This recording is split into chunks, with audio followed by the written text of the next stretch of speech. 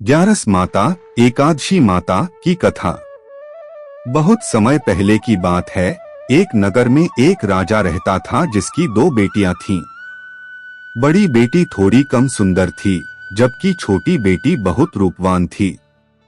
छोटी बेटी बचपन से ही भगवान विष्णु की भक्त थी और नियमित रूप से एकादशी ग्यारस माता का व्रत रखती थी, जबकि बड़ी बेटी को पूजा पाठ में कोई खास रुचि नहीं थी।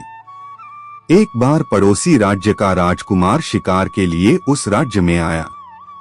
राजकुमार ने जब राजा की छोटी बेटी को देखा तो वह उसके रूप और गुणों पर मोहित हो गया और उससे विवाह करने की इच्छा प्रकट की। राजा ने सहमति दे दी। यह बात बड़ी बेटी को पता चली तो उसे बहुत ईर्ष्या हुई। उसने सोचा कि उसका विवाह पहले होना चाहिए था। ईर्ष्या के कारण उसने अपनी छोटी बहन के साथ षड्यंत्र करना शुरू कर दिया।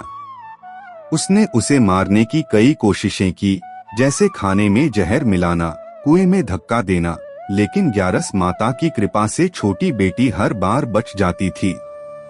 विवाह का दिन आया। बड़ी बेटी ने छोटी बहन की मूर्छा की योजना बनाई और एक तोते के हार का उपयोग करके छोटी बहन को मूर्छित कर दिया।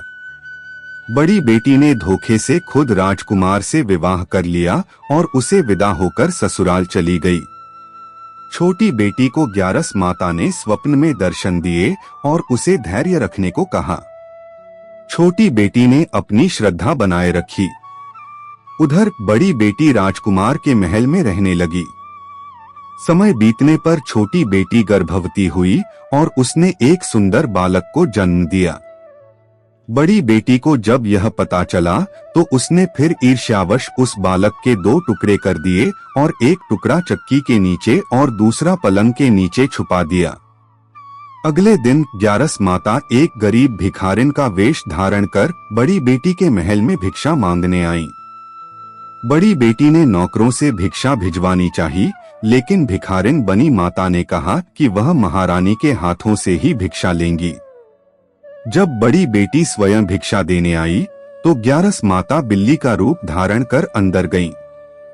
उन्होंने बच्चे के दोनों टुकड़ों को जोड़ा और उसमें प्राण फूंक दिए।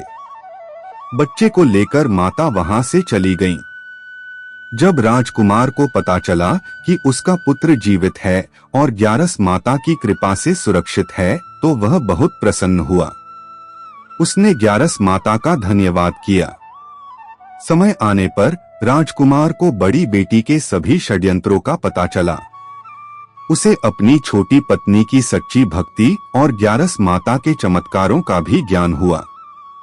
राजकुमार ने बड़ी बेटी को दंडित किया और अपनी छोटी पत्नी को सम्मान के साथ महल में वापस लाया।